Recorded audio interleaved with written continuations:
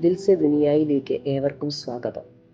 ഒരു സാധാരണ ഗ്രാമീണ കുടുംബത്തിൻ്റെ ഹൃദയഭേദകമായ ഒരു കഥയാണ് ഇന്ന് നിങ്ങൾക്കായി പങ്കുവയ്ക്കുന്നത്. അപ്രതീക്ഷിതമായി മകനെ നഷ്ടപ്പെട്ട മാതാപിതാക്കളുടെ വേദനയും ശൂന്യതയും നിറഞ്ഞ ഒരു യാത്ര. രക്തസാക്ഷികൾ, അതിപുരാതനമായ തറവാട്, കാരണവന്മാരുടെ കൃപാകടാക്ഷം കൊണ്ട് അത്യാവശ്യം ജീവിച്ചു പോകാം. അന്നത്തിന് മുട്ടുവരില്ല. നെൽകൃഷി ചെറിയ തോതിലുണ്ട്. മരുമക്കത്തായ സമ്പ്രദായത്തിൻ്റെ ഭാഗമായി നാണു അമ്മാവിൽ നിന്ന് എൻ്റെ അച്ഛന് കിട്ടിയതാണ് ഈ പുരയിടവും നിലവും. അച്ഛന് ഞങ്ങൾ 2 മക്കളാണ്. കാർത്തിയെ വിവാഹം കഴിപ്പിച്ചു വിട്ടു. അവൾക്കുള്ള വീതവും കൊടുത്തു. കുടുംബം എനിക്ക് ലഭിച്ചു. പ്രത്യേകിച്ച് ജോലിക്കൊന്നും പോയില്ലെങ്കിലും അല്ലലറിയാതെ മക്കളെ വളർത്താനും പഠിപ്പിക്കാനും സാധിച്ചു. എന്നിട്ടെന്താ ഫലം? മരണം വരെ പിന്തുടരുന്ന ദുഃഖമാണ് ഞങ്ങൾക്ക് കിട്ടിയത്. ജീവച്ചവം പോലെ ജീവിക്കുന്ന എൻ്റെ ജാനു അതിന് തെളിവാണല്ലോ. എനിക്ക് 2 മക്കളാണ്, ഉണ്ണിയും ഗോപുവും. മൂത്ത മകനായ ഗോപുവും കുടുംബവും വിദേശത്താണ്. കൊച്ചുമക്കൾ വിദേശത്ത് നിന്ന് വല്ലപ്പോഴും എത്തുമ്പോൾ മാത്രമാണ് ഈ വീടും തൊടിയുമൊന്നും ഉണരുന്നത്. അല്ലെങ്കിൽ ആരാ ഉള്ളത്? ഒന്നനങ്ങാൻ പോലും കഴിയാതെ കിടക്കുന്ന ജാനുവും പിന്നെ ഞാനും.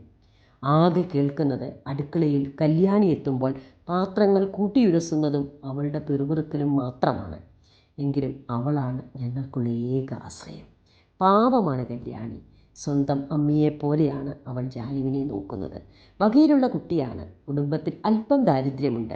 പഠിക്കാൻ മിടുക്കിയുമാണ്. അവൾ ഇവിടുത്തെ കുട്ടിയായി തന്നെയാണ് വളരുന്നത്. പുറം പണിക്ക് ആളുണ്ട്. അവർ തന്നെയാണ് അകത്തെ പണികളെല്ലാം ചെയ്യുന്നത്. പക്ഷേ കല്യാണിക്കതിഷ്ടമല്ല. കുട്ടിയെ, നിനക്ക് ഇനിയും ഇറങ്ങാറായില്ലേ?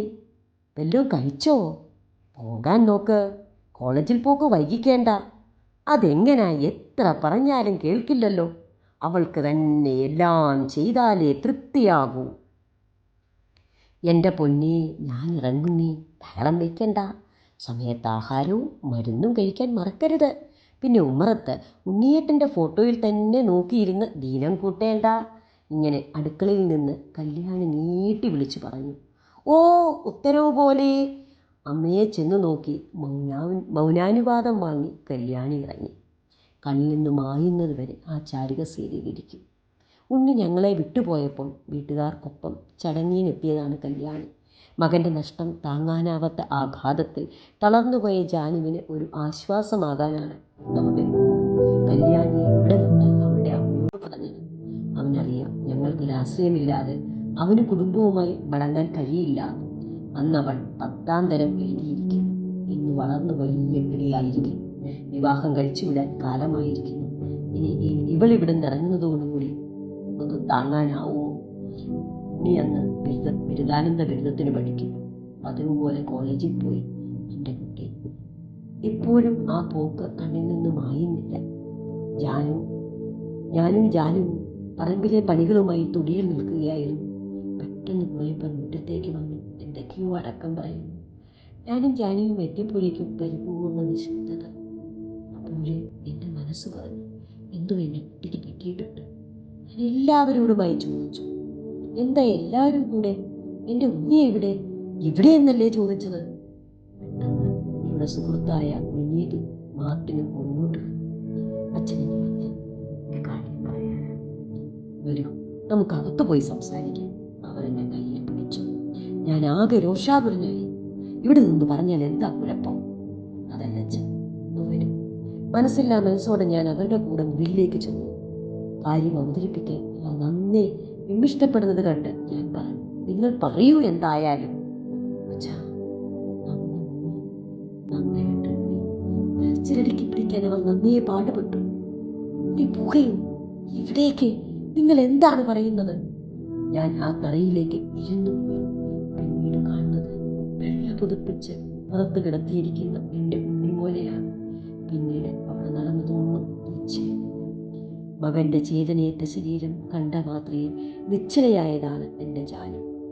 ഞങ്ങളുടെ ഉണ്ണി ഞങ്ങളെ വിട്ട് പിരിഞ്ഞിട്ട് ഇന്നേക്ക് 5 വർഷം കഴിഞ്ഞിരിക്കുന്നു. അവൻ ആരോടും വൈരാഗ്യമുണ്ടായിരുന്നില്ല. എന്തിനവർ അവനോട് ഇങ്ങനെ ചെയ്തുവെന്നറിയില്ല. അല്പസ്വല്പം രാഷ്ട്രീയ താല്പര്യങ്ങൾ അവനിലുണ്ടായിരുന്നു. പക്ഷെ അതാരെയും ദ്രോഹിക്കുന്ന തരത്തിലുള്ളതായിരുന്നില്ല. പിന്നെ ആര് എന്തിനു വേണ്ടി എൻ്റെ കുട്ടിയെ ഇല്ലാതാക്കി? അറിയില്ല. ഇന്നും ഉത്തരം കിട്ടാത്ത ചോദ്യമാണിത്. എൻ്റെ മനസ്സിനെ ഇന്നും അലട്ടിക്കൊണ്ടേയിരിക്കും. അച്ഛാ, പറഞ്ഞതല്ലേ, ഇങ്ങനെ ഇവിടെ ഇരിക്കരുത്. കല്യാണി പോണോ? എന്താ ഇന്ന് നേരത്തെ പോകുന്നത്? ക്ലാസ്സില്ലായിരുന്നു. അച്ഛാ, ഇന്ന് കോളേജിൽ ഉണ്ണിയേറ്റിൻ്റെ രക്തസാക്ഷിത്വത്തിൻ്റെ 5 വർഷം തികയുന്നതിൻ്റെ ഭാഗമായി ചില പരിപാടികളുണ്ടായിരുന്നു. അതുകൊണ്ട് ക്ലാസ് കുറവായിരുന്നു. രക്തസാക്ഷി ദിനം ആചരിക്കുന്നു. അവനല്ല കുട്ടി രക്തസാക്ഷിയായത്. മകൻ്റെ ശ്രാദ്ധം ചെയ്യാൻ വിധിക്കപ്പെട്ട ജീവച്ഛവമായി ജീവിക്കുന്ന ഞാനും ജാനുവും അടക്കമുള്ള മാതാപിതാക്കളാണ് യഥാർത്ഥ രക്തസാക്ഷികൾ. നന്ദി, നമസ്കാരം.